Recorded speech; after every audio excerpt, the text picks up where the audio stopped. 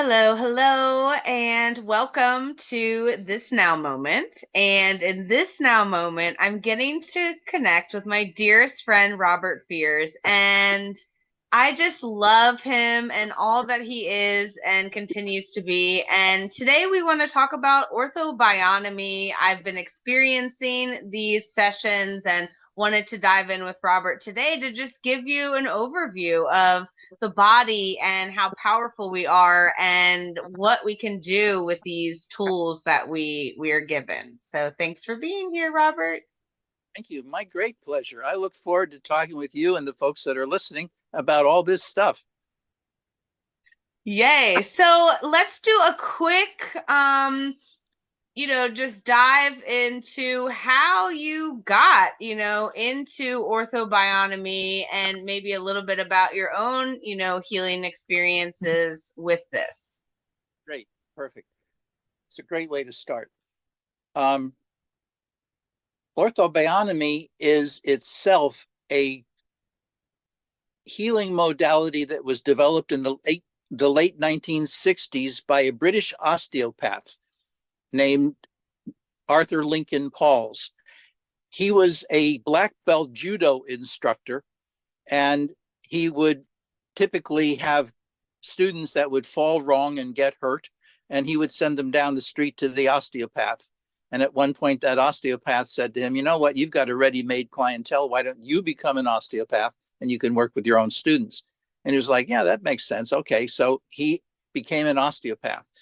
Osteopathy in England at that time was a lot like chiropractic in this country at that time, kind of called force chiropractic. The idea was we know how your vertebrae in your spine, which is so important to your well being, need to be lined up in order to be healthy. So we'll put them in that proper alignment and then you'll be healthy. And it would use pressure to manipulate the bones so that they would go where they needed to go. But as a black belt judo instructor, that rang wrong with Lincoln Pauls, because he was like, in judo, you don't apply force. You go with force and you redirect it. How can I take those basic judo principles and apply those to this chiropractic, to this osteopathic way of manipulation? So he started doing the research, and he ran into this guy in the US that was an osteopath also, or a chiropractor, who had a situation where he had a client or patient that he was working with, and he got an emergency phone call. So he propped his patient up with a bunch of pillows, said, "Excuse me, I'll be right back." Went and took his phone call. When he came back, the patient said, "Doc, I don't know what you did, but I feel a lot better." And the doctor was honest enough to say, "I don't know what I did either, but let's look into it." And what he came up with as was this concept of spontaneous release by positioning. The concept was when you put the body in a position of comfort and safety, the body just naturally starts to heal itself faster. What we don't take into account, and the reason why I say faster, is because all of us, if you're alive and breathing on this planet, there's this part of our body we call the immune system that's always functioning and always working to heal us. So whether it's a cut finger or whether it's an invading organism, we are usually healthy because our immune system is functioning well enough to keep us that way. And all healing modalities are about boosting that process one way or another, so that specific insults that happen to us, whether they're something that happened today or whether there's something that happened way in the past, can be addressed and released, and the energy of the body can be used for ongoing living activities, running, playing games, swimming, jumping, all the kinds of activities that we do with our lives, rather than be focused primarily on a healing function. So that was how orthobionomy got started. This guy came back and started, Arthur Lincoln Pauls came back and started working with his students, and found out that in just a very short period of time, seconds or minutes at the most, he could put their bodies in positions of comfort, and they would heal, or begin healing at least, if not completely heal, from whatever it was that was ailing them.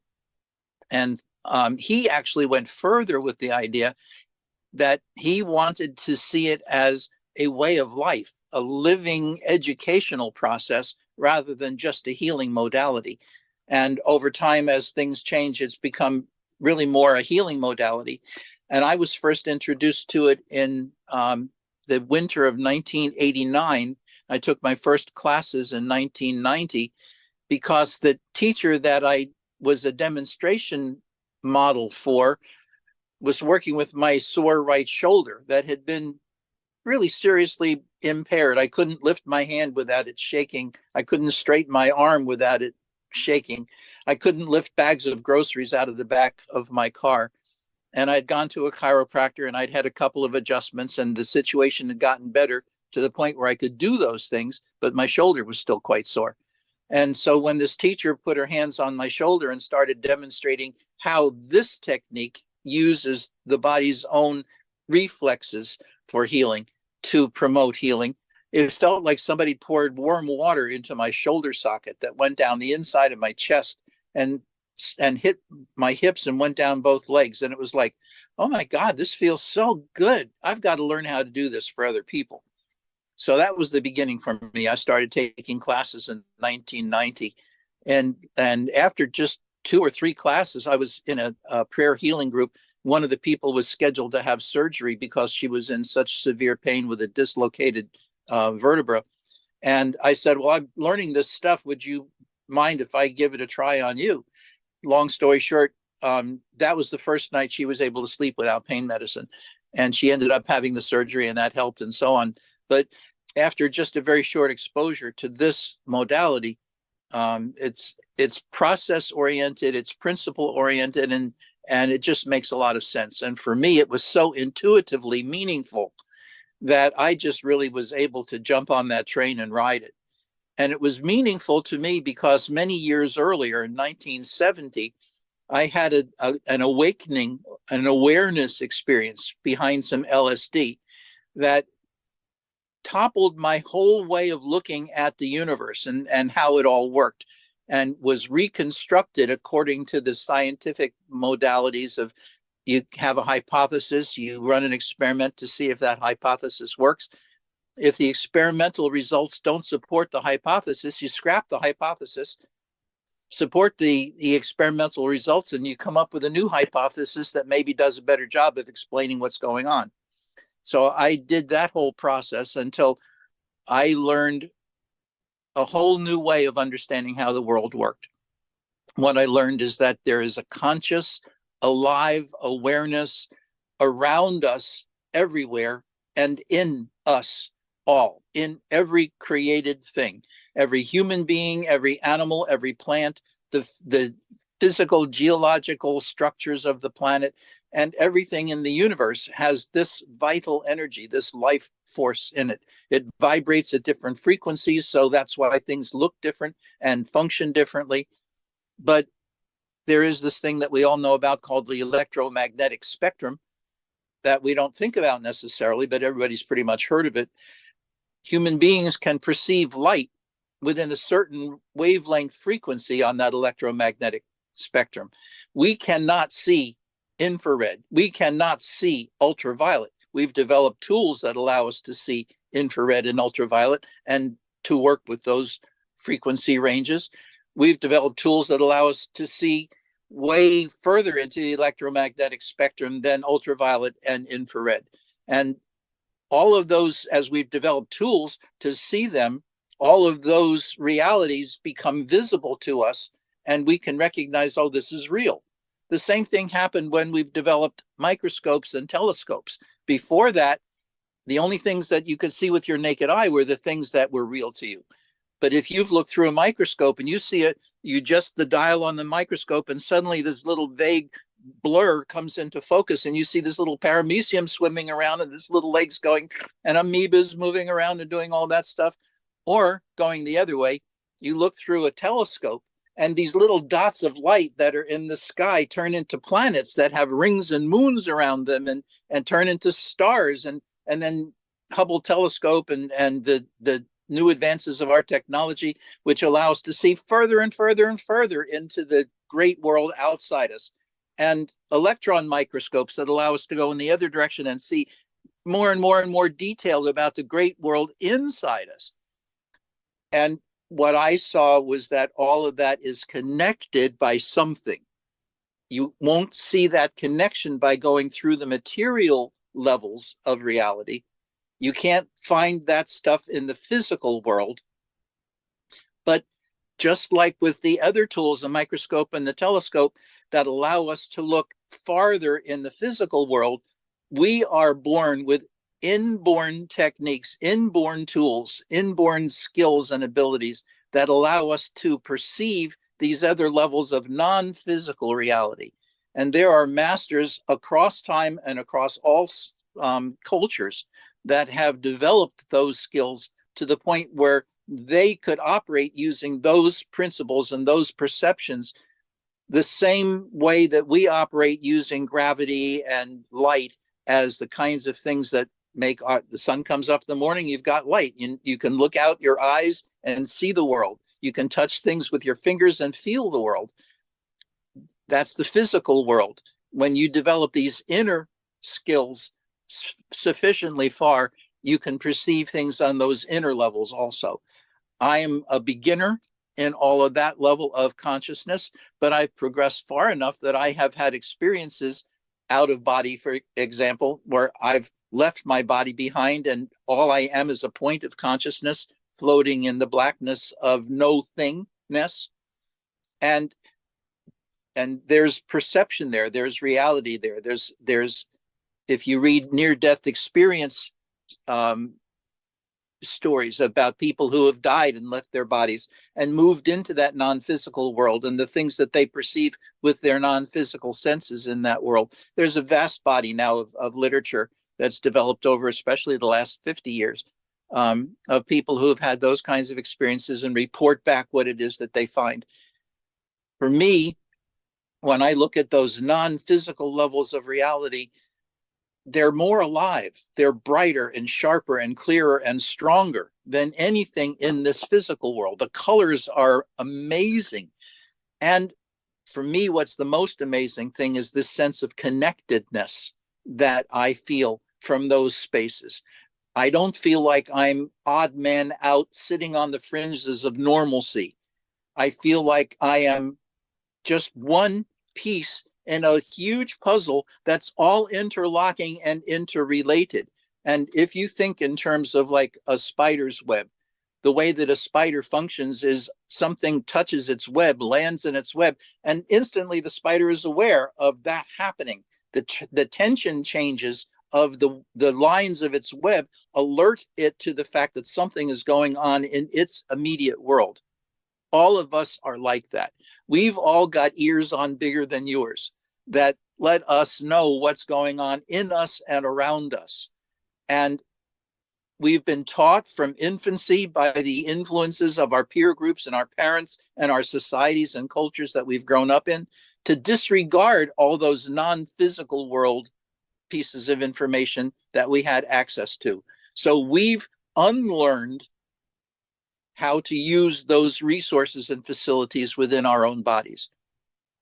When you're a kid 50 years ago or 70 years ago, if you were to say, oh, look at that red glow surrounding that person on the playground, other people who have taught themselves to not see it feel threatened when you see something that they don't see. So instead of being open to what you perceive and expanding themselves to include that, the tendency naturally for people is to diss those of us that are seeing things a little differently and try to stop you from bending their perception of reality, shaking their cage, rocking their boat so that they would have to do something different.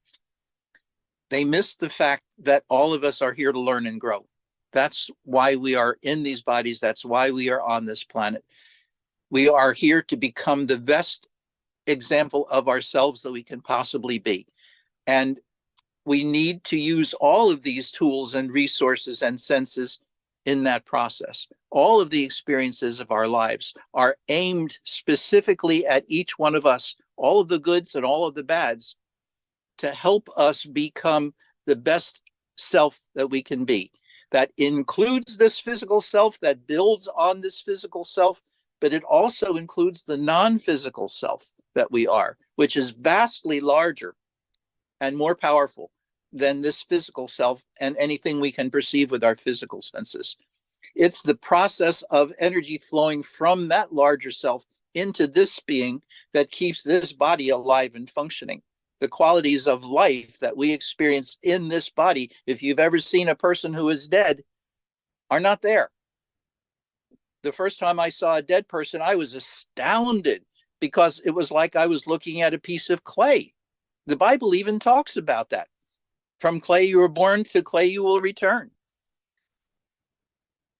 Our physical existence is just a limited aspect of ourselves. And these physical bodies are only as animated and alive and vital as we allow that non-physical energy in to flow smoothly and freely and cleanly through us. All healing modalities, including Western medicine, including doctors and hospitals and drugs that they prescribe for us, are all aimed at helping these physical vehicles function more smoothly and to let that energy, that non-physical energy that they don't even know about, to flow through us smoothly and easily. Western medicine is limited by what it's willing to look at and the information that it's willing to receive about the functioning of our bodies. When Western medicine gets stumped, that's not the only option, and people out of urgency turn to other forms of modalities, other forms of medicine, other forms of healing. So there's a whole world outside of Western medicine when you start to look at what can I do when surgery and drugs and my doctor aren't solving my problems. And there's a burgeoning industry in this country and around the world for alternative medicine that's been growing and growing in recent years. It's been there all along. People would go back to the witches and their brews and their natural healing herbal techniques when there was nothing else available, and they were cured. In cultures that don't have our Western technology to heal them, Aboriginal cultures, indigenous cultures, there are people getting sick, people getting broken bones, people getting burns. They're in pain. They go to somebody to try to get some help for their pain, and that somebody shakes a rattle and blows some smoke from the fireplace on them and makes a chant and gives them something bitter to drink, and they get better, because that somebody has made a study of the connection between our physical selves and our non-physical selves and the things around them that are in their natural world that will impact those parts of ourselves and make improvements. So much of that has to do with what we believe can work, what we believe is real. Our beliefs so strongly influence the things that we can actually experience, what we will allow into our perceptive reality. For me, this Ortho Bionomy stuff piggybacked perfectly on all of this, the deepest, most powerful lessons that I learned about physical reality and non-physical reality. It piggybacked on the idea that our bodies are already doing everything that they can to take care of themselves, and goes, instead of thinking that I, the practitioner, know what you need and I can fix you and I should fix you, comes from the idea of that you are already doing everything that you can to assist yourself. My job is to see what that is and, to the best of my ability, facilitate that process. So Ortho Bionomy does that by putting hands on the body, or hands just working in the energy field, or even long distance healing, working with the energy fields. Other modalities like acupuncture do it by putting a needle in a particular place in your body, where the practitioner, the acupuncturist, is able to perceive that there is either a blockage to your energy flow or an overabundance of your energy flow through that place, because there needs to be a balance. Nature is all about balance. It's called homeostasis, keeping things in balance. Too much of anything, even a good thing, is too much. So you need to find what the perfect balance is. And acupuncture was developed by people who long ago were able to see the energy moving. They could literally see the energy moving through a person's body, and they could see where that energy got stuck. And they would know that by touching that spot with a finger or touching it with a needle at a certain depth and a certain degree of focus, they could bring release, relaxation, opening of that spot so the energy that was blocked could move through it. Or if the energy is going too quickly, they could cause the body to bring attention to the fact that too much is going on, and the body will close down those passages so that the proper amount is going through. All healing modalities are basically about the same idea of engaging your natural responses to life in the cause of your allowing whatever it is that's going on with you to go on with you, to give you a format for standing on and working with those things. And a lot of that has to do with your subconscious mind, not your conscious mind. Your conscious mind imposes limitations, it imposes structures. It says, if this, then that, cause and effect, linearity. We have a way in our conscious minds of thinking A follows B, C follows B, A goes before B, C follows C. Come on, Robert. A comes first, then B, then C. There's this linearity, right? Get that straight. And reduces everything to that linearity. In reality, all of those things are happening at the same time. The linearity that we see in the physical world are the steps by which the physical causation comes into play, but there's a larger holistic structure within which all of that happens.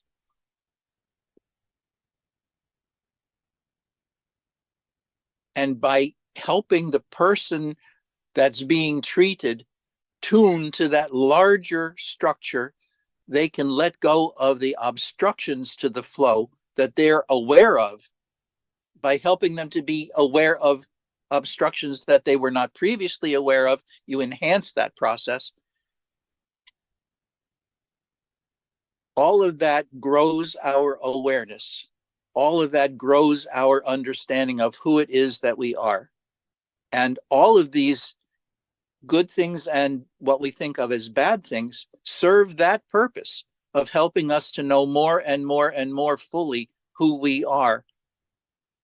All living things move toward pleasure and away from pain.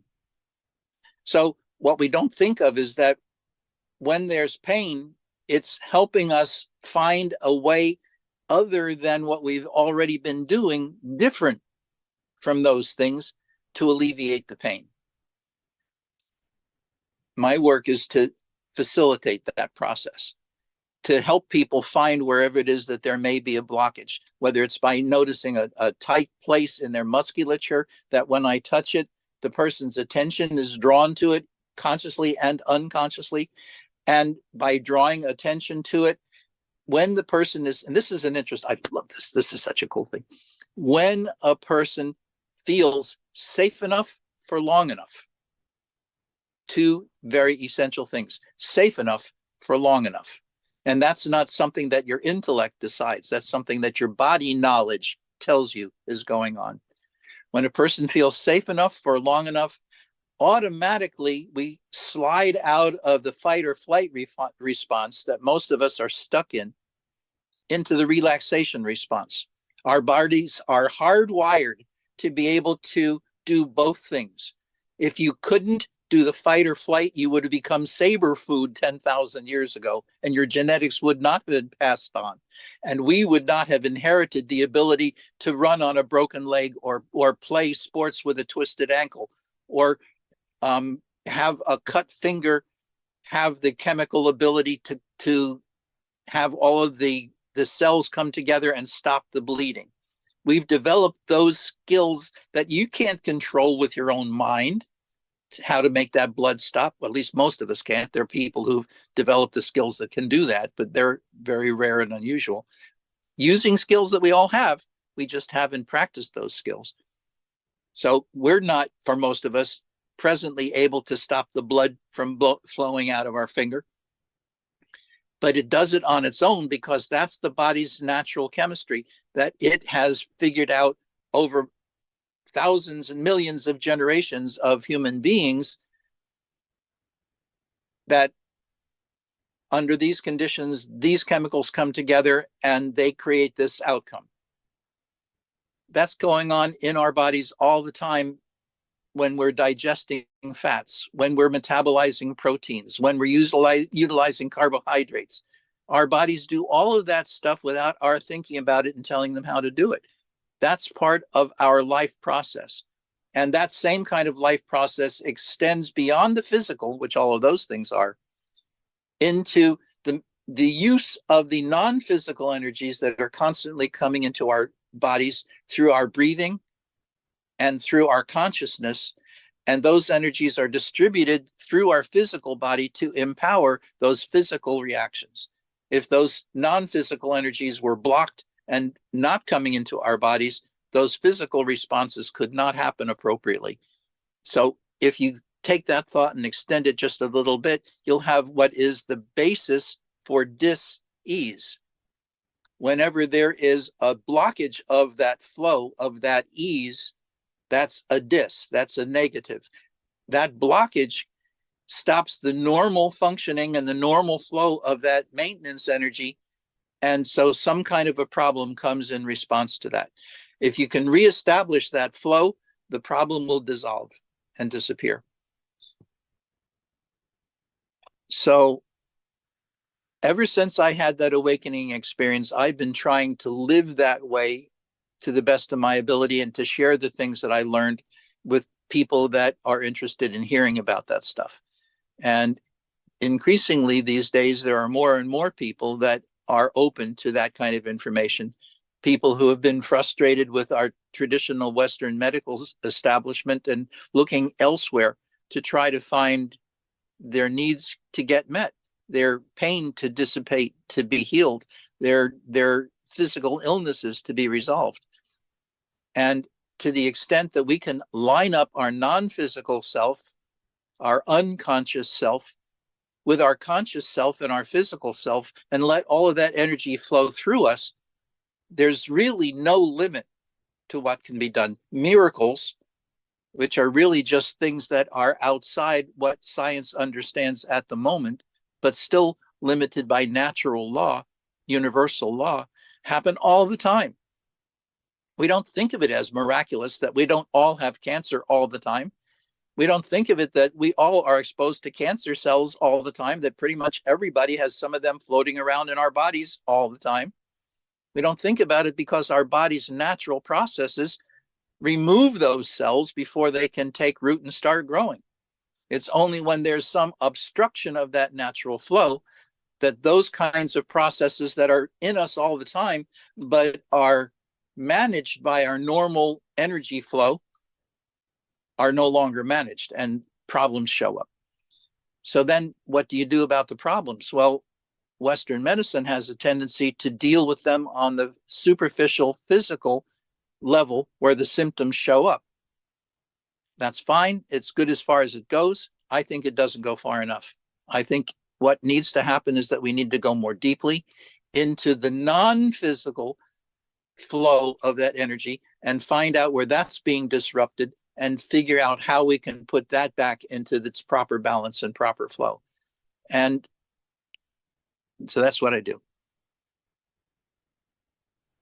I love it. And just as you were, sharing that, like, it just reminds me more and more of the possibility of when we just, even if we've experienced something in the past, in this now moment, because we have these energies constantly flowing in, when we tap in and really align ourselves with it, we can facilitate and create healing. And that's what has been happening in my body with, hip dysplasia and my structure and my alignment, and really like allowing my body to feel safe and release, this old that is no longer serving me as I step into, this new body.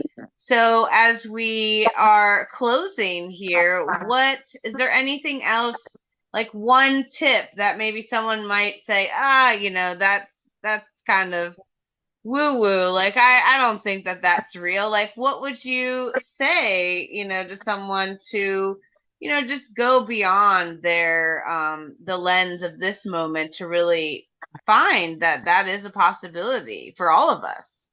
Great question. A couple of answers. Probably a simpler one and then a more complicated one. I'm not sure which this is. It's not really possible to go beyond this moment. This moment is all we've got. This moment is followed by this moment, is followed by this moment, is followed by this moment. The next moment is still the next moment. It never comes. When we get to what was the next moment, it is now this moment. The same thing is true of the past. The only time that we can be in the past is when we look at, think about, feel stuff that has happened to us in the past. When we do that, that past is now in this moment. We can't change anything that has happened to us in the past, anything we've done or anybody else has done in the past.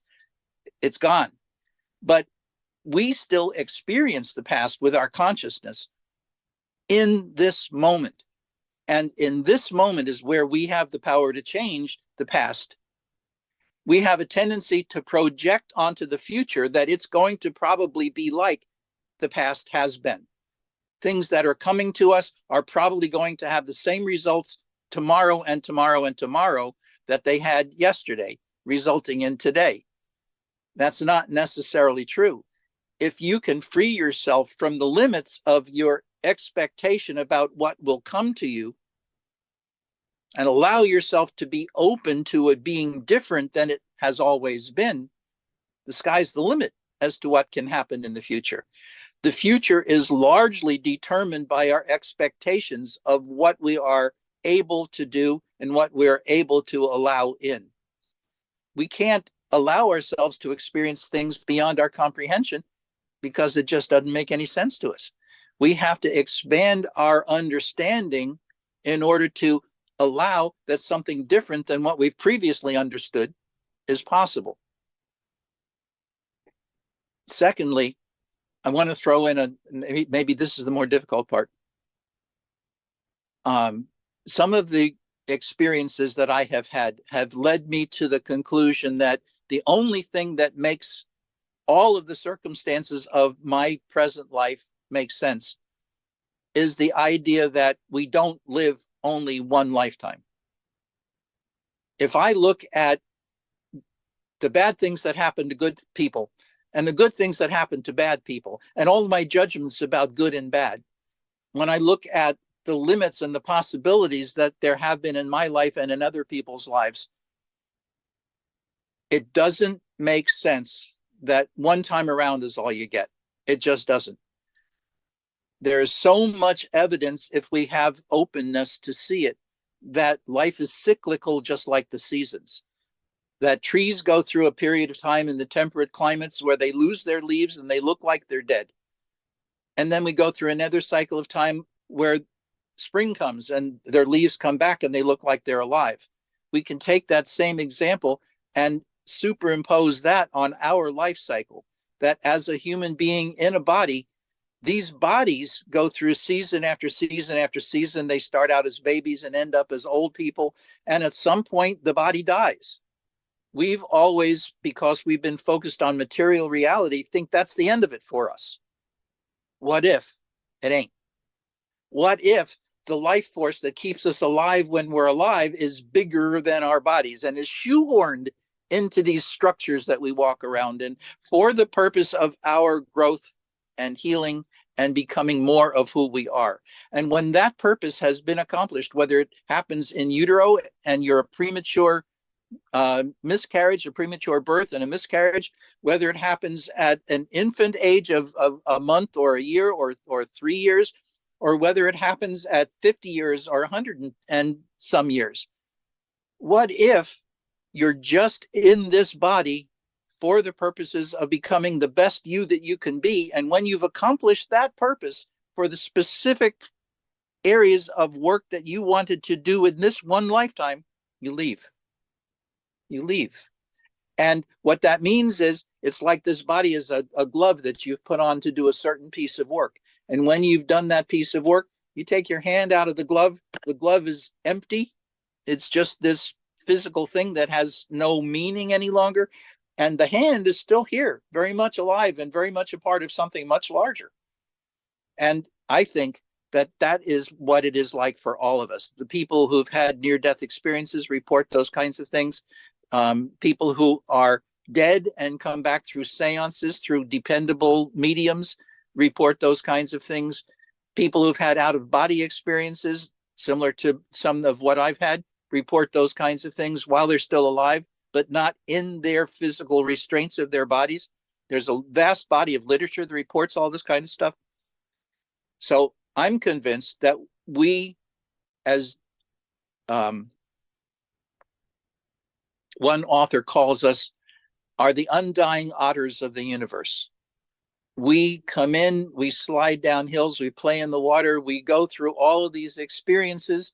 And when we have fulfilled the purpose for which we came, we leave.